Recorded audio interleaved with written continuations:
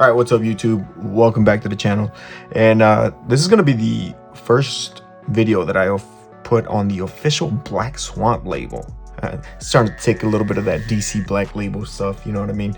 But anyways, we got a good one today. We got Poison Ivy today. We're going to be reviewing Poison Ivy. But before we go on, I want to show you guys the variants that I picked up. I picked up two of these. These are the Dan Mora team variants, and in my opinion, this was the best cover. I really like this cover. I like Poison Ivy's expression, like she's got an attitude, as Poison Ivy, you would imagine, does have an attitude. But also like the background, like the black and the white, as we talked about, like that duality of Poison Ivy going from like a cold-blooded killer who doesn't care for human life, and then being someone who cares about like the people around her and her plants and her pets or whatever. But anyways, another thing I like is this flower right here. This is like a regular flower, nice pretty flower, like a tulip or something. And then this also looks like a flower, but that looks like a dangerous flower. So I feel like that's kind of like a little bit of I don't know if that's what the artist was going for, but that's what I'm picking up. So this just says Poison Ivy to me. This is just like a you know, it makes me believe that that is Poison Ivy.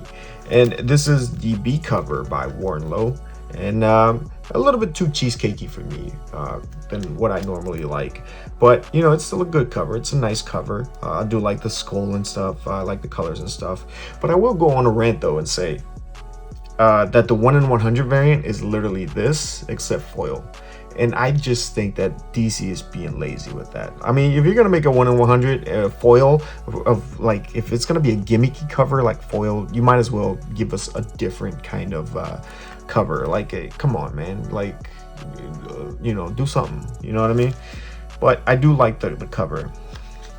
Now this is the A cover by Jessica Fong. All right, really nice cover actually. Not too bad for the thing. And but yeah, I really did enjoy this, and I thought the art, I think his name is Marcio Takada. Yeah, Marcio Takada was on the interiors, and I very much enjoyed the art in here, because a lot of times when they do like with these miniseries, as they do with Black Manta and stuff, they'll be putting in some newer artists who aren't the best, or they have just a style that's just kind of jarring. And now I was kind of afraid that this is what we were going to get here, but no, the art is pleasant. So we start off with some pages here.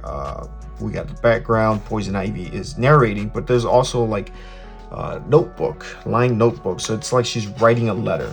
All right, and we're starting to see that she is in Wyoming. So that's what this is establishing. We're establishing where Poison Ivy is. She's no longer in Gotham City. She is actually in Wyoming. Wyoming's freaking beautiful, by the way, guys. I was there last year with the woman, and we got to explore it a little bit. We went to Yellowstone, the Grand Tetons, and even though this was around the time that there was those great smoke fires on the West Coast, and it was a little smoky, but still, it was freaking beautiful. I think everyone should experience the Grand Tetons.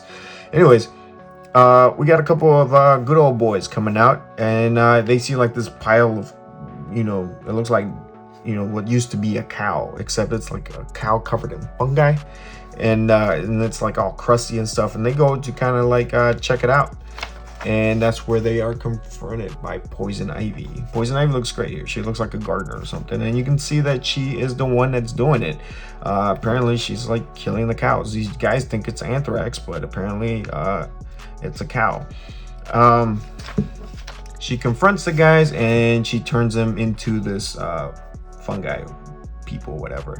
So what I really appreciated that we got a little bit of horror vibes here with G Willow Wilson, who I don't really recognize as a horror writer, but this is really good. Like, this reminds me of The Last of Us, if you guys have played those games, where they live in a world full of zombies, but you know, zombies are traditionally caused by like a virus or bacteria or whatever, and this is actually the Last of Us is actually caused by fungi spores, and that's what's going on here. And people kind of turn into these crusty little fungi growing mushrooms on the wall, and that's kind of what we're getting here. This is a nice vibe that we're picking up. Apparently she stole a van and turned the driver, you know, hashtag van life. I guess there were van lifers, and now they're like mushroom lifers.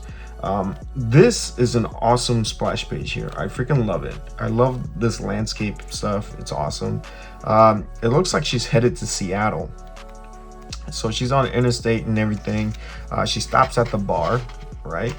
She stops at the bar. Skip that.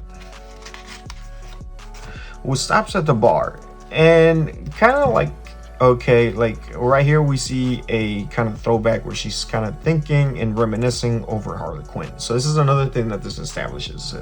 It establishes her relationship with Harley Quinn at this moment.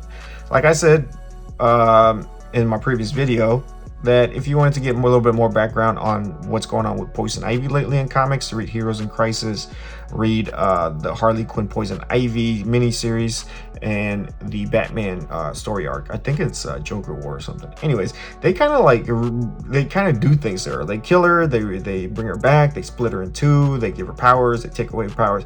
It's freaking weird, but ultimately that stuff doesn't really matter, because what those writers were doing is that they were kind of manipulating Ivy, doing things to Ivy in ways that, you know, it was convenient for their story, but it wasn't really anything that was developing Poison Ivy herself. So this is kind of good that we're getting this series so we can actually do some story development on Poison Ivy. So that's kind of what this story also establishes here with this first issue. Obviously, if you have Poison Ivy at a bar, right, you're gonna get some dudes trying to hit up on her. They're trying to pick her up. I mean, what do you expect, man? You got Poison Ivy at the bar, somebody's gonna try to pick her up, right? And as expected, Poison Ivy does not agree with that. She punches them, then she blows some spores into them, which kind of like turns them into this. Now this splash page right here is awesome. This is like her new costume, her new look or whatever. And I just want to say something. One, I like it. It's got like a little bit of the fungus work. It's got the thorns and then the fiery whatever. It's awesome, all right? But this also establishes her motive, right? She's trying to cause a mass extinction, all right? That is her goal. So we're getting motives in here as well. We're establishing her motives, her mind state.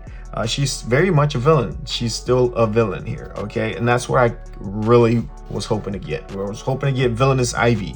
And that is what we're getting here. Another thing that this splash page also establishes is that she can't control the green anymore. Poison Ivy usually is known for like growing plants, manipulating plants, growing entire like cities. Like she had the Garden of Eden underneath Gotham City, or and all that stuff. So she's no longer able to do that now. Somewhere along the line, she lost that ability. So that's just G Willow Wilson establishing her capabilities here in this first issue. So I really love the art. I love the gruesome fungi people, whatever. This is definitely, it's got some horror vibes, which I'm very much liking. So she takes off in her van and she starts heading towards the East Coast. However, the pile of, you know, fungi people starts to rise. Okay, like she's not just killing them into fungus, but apparently this guy's coming back to life. Now I don't know if Ivy is aware that they're coming back to life, if that's part of her plan, or I also don't know if it happens to every single person she infects, because you had the person in the back of the van that was still like a big pile of mushrooms and nothing really happened. So I'm not really sure if this right here, this guy getting up after being infected by mushrooms, is an anomaly. Like is this gonna be a new villain? Are we seeing here a first appearance of a new villain? Is that I don't know. Like I don't know what the extent of the infection is, and also how is this gonna work? Is this person gonna go out and start like infecting other people and stuff like that? So we'll see. All right, I'm not sure how exciting a villain like this would actually be. I mean, when I think of this, I think of the Floronic Man, who could possibly do the same thing, right? So this would be, I feel, unless there's something very different about this character, and I'm just assuming that this is going to be a new character, what's going to set it aside from the Floronic Man. Otherwise, it's just going to be like, you know, the store brand Floronic Man. But anyways, this was an excellent comic. I enjoyed the art. I enjoyed the horror vibes. I enjoyed all that stuff. I enjoyed what this book established. It established where Poison Ivy was at, not just geographically but also mentally, that she is still very much a villain and she doesn't have humans' interests in best of mind, or humans' best interests in mind. Also establishes what her motive is. She's trying to cause a mass extinction. They also displays some of her powers, what she can do, what she can't do.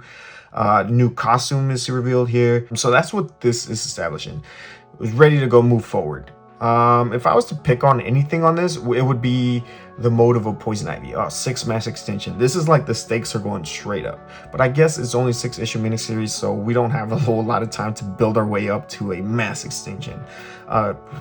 Poison Ivy's ambitious with this, you know, and it's not like, oh, okay, I'm just gonna, you know, extinct all the people here in Wyoming.